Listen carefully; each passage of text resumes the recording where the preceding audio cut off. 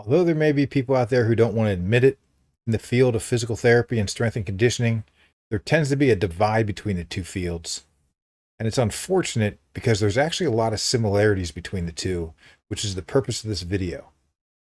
There are a lot of strength and conditioning coaches who think that physical therapists are too conservative.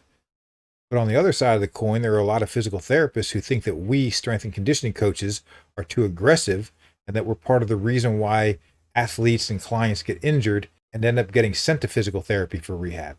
So what I'm going to do in this video is explain how in proper program design, it'd actually be really beneficial if strength and conditioning coaches understood therapeutic guidelines and implemented them as part of their overall program design, especially in the early stages and especially with consideration for prehab to avoid joint injury or pain, and then also to understand the appropriate philosophy and approaches and concepts to apply when an individual does have joint pain.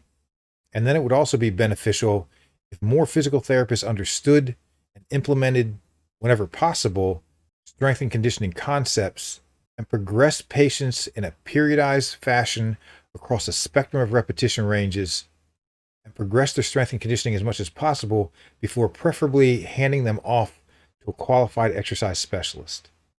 So I'll go ahead and explain how the fields of strength and conditioning and physical therapy or musculoskeletal rehab aren't divided, but they actually merge. Although there will be plenty of similarities and crossover with general and special populations, I just want to be clear that I'm setting athletes and return to sport to the side, and I'm just referring to physical therapy or musculoskeletal rehabilitation for the general and special populations. And I also want to make sure that it's clear that I'm just using this video to get some concepts across so that I can relate musculoskeletal rehabilitation with how a proper overall exercise program should be set up. So generally speaking, there are 4 stages or phases in musculoskeletal rehab. You don't necessarily have to leave one before you can enter another. They definitely overlap. But typically the first stage is because pain and or swelling exist. And so that's the first thing the therapist needs to tackle. And because of the pain and swelling, the joint or joints have completely or mostly shut down. And that's where therapists are going to use modalities such as icing, electric stimulation, ultrasound, and manual therapy as ways to reduce or negate the swelling and inflammation so that they can shift their emphasis to stage 2, which is where you want to restore the range of motion that's been lost to preferably at or at the very least as close to normal range of motion as possible. And then when the pain and swelling has reduced enough that load bearing can occur, the therapist can start to introduce stage 3, which is where you want to restore or improve motor control, which really just means establishing proper movement patterns or proper form.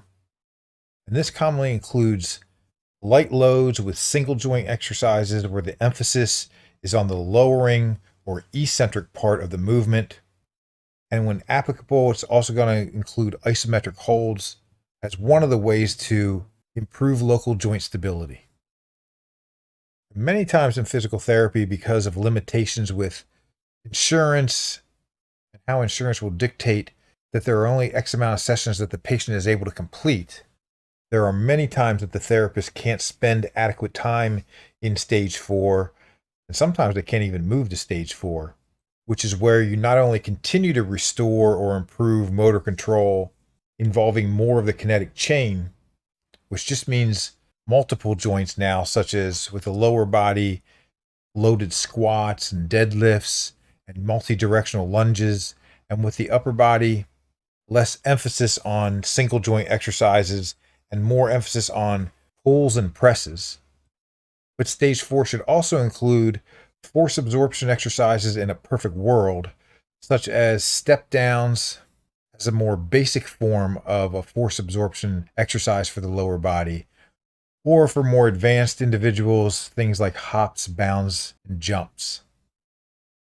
And also in a perfect world, stage 4 should include an increase in variety, more set volume, so you should be performing more sets per muscle group within the scope of a session and within the scope of a week, a wider spectrum of repetition ranges, so it's not always 2 or 3 sets of 10. And stage 4 should also include progressions in load so that you're getting stronger within each repetition range. And something that therapists don't have the ability to do because of limitations from insurance is that stage 4 in a perfect world should include total body strengthening and not just strengthening for the part that's injured.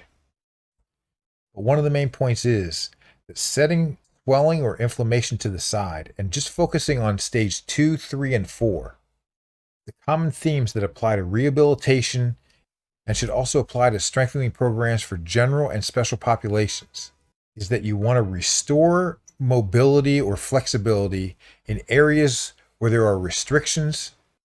You want to teach and ensure proper movement patterns or proper form with every exercise. You want to start with conservative loads, progress in small tolerable increments, and design a program that creates strength balance around each major joint, which means that the program design should include bilateral and unilateral exercises, multi-joint and single joint exercises, and strengthening in each plane of motion.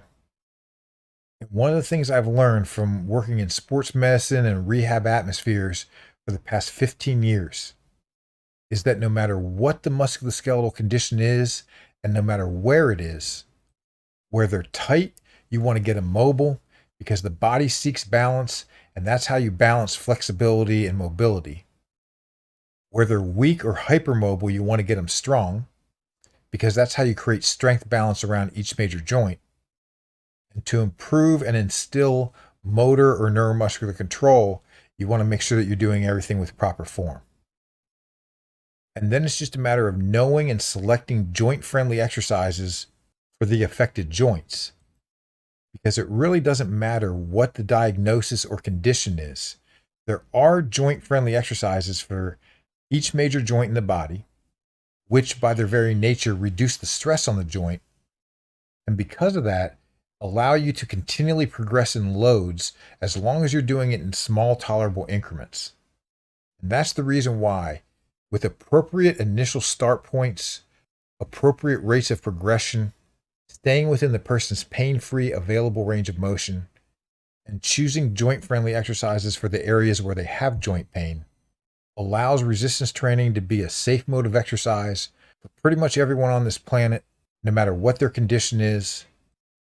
And honestly, since everyone can safely go through physical therapy, then it means that everyone can perform muscle strengthening exercises, which means that everyone can be placed on a safe, progressive, total body strength and conditioning program. Where they're tight, get them mobile. Where they're weak or hypermobile, get them strong. Ensure proper form. Make sure you progress and create total body balance.